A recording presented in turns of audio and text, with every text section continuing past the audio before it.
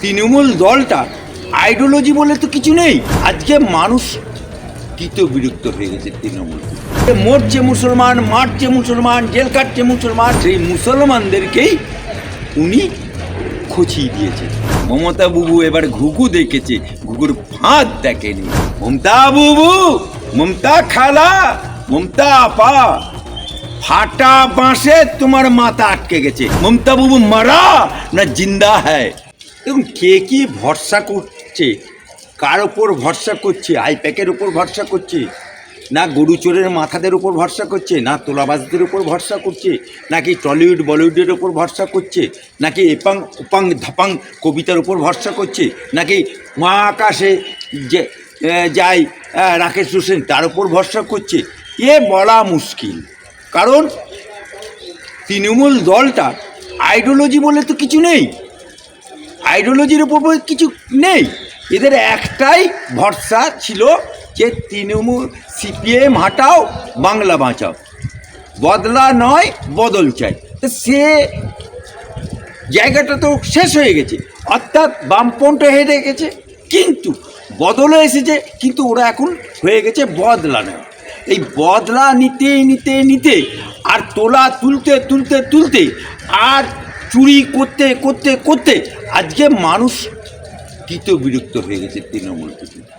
তাই তৃণমূলে বলিউডের দিক আর হলিউডের দিক আর টলিউডের দিক কিছুতেই ওরা এবারে ২৬ সালে মেজরিটি পাচ্ছে না। কারণ ওরা মোচমান ভোটের উপরে বেস করে জিতাছে। ২১ সালের আঁকড়া দেখুন 5 to 7% হিন্দু ভোট পেয়েছে, বাকি সব মোচমান ভোট হয়েছে।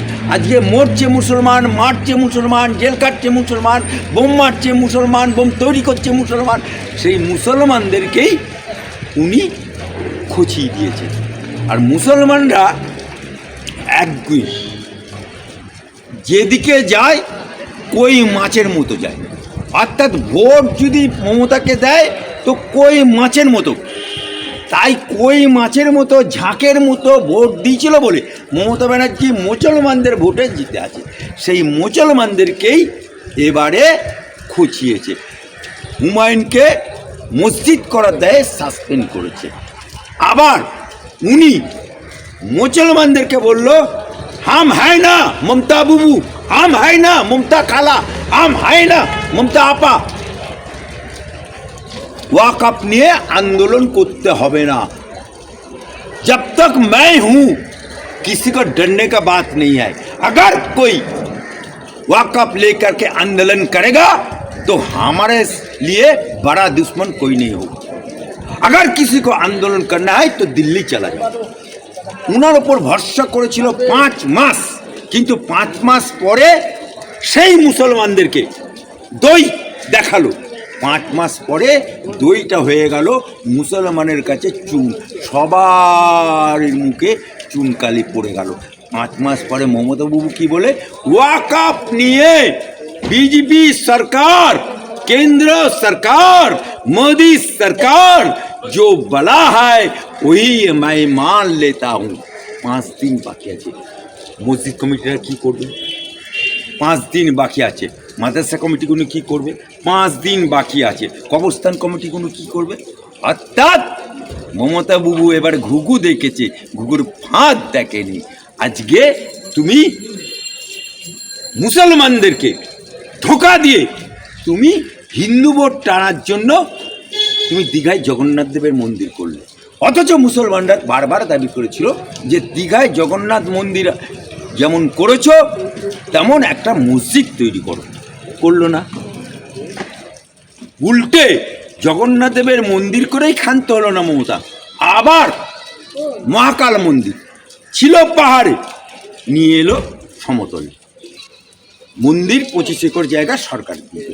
আবার নিউ টাউনে মুসলমানের দান করা জায়গা, মুসলমানের অস্থায়ী মসজিদ আছে, সেই জায়গাটা কেড়ে নিয়ে হিডকোকে দিয়ে দিল। মমতা বুবু, মমতা খালা, মমতা আপা, ফাটা বাঁশে তোমার মাথা আটকে গেছে। একদিকে সনাতনী ভোট, বিজেপি শুভেন্দুরা এক কাটটা করছে, আর ওদিকে মুসলমানরাও খোঁচে বুম হয়ে আছে। তাই টলিউড দাও আর বলিউড দাও আর গরু চোরের মাথা দাও আর তুমি নিজে দাঁড়াও। इस बार ममता बुबू नहीं सरकार गड़ेगा, एक গ্যারান্টি। এই মমতা খেলা, এই মমতা বুবু, এই মমতা আপা কি বলেছিল, আমি বেঁচে থাকতে এসআর করতে দেবো না। এসআর তো গড় করে চালু হয়ে গেল। উল্টে বিয়ালারগুলো যখন যাচ্ছে তখন ওদেরই তৃণমূলের বুথ লেভেলের নেতারা তৃণমূলের ঝান্ডা নিয়ে ছুটছে বিয়ালার পেছিয়ে পেছিয়ে, লজ্জাও করে না। আবার সেই এসআরের আজকে যাদের যাদের কাছে নোটিশ গেছে শুনানি চলছে। আপ क्या करेगा रे कालिया, अब तेरा क्या होगा? लम्फो लेकर के हम लोग ढूंढेगा, कहाँ ममता बुबू, कहाँ ममता बुबू, कौन सा शमशान में मरा है, कौन सा मस्जिद में छुपे है, कौन सा कब्रिस्तान में छुपा है। हम लोग तो खोजने वाला है, ढूंढने वाला है, ममता बुबू मरा न जिंदा है। देखुन ममता बनर्जी একটা নারী, বাংলার মুখ্যমন্ত্রী। ইয়াদ করো মমতা ব্যানার্জি, স্মরণ করো তুমি কি বলেছিলে ক্ষমতায় আসার আগে,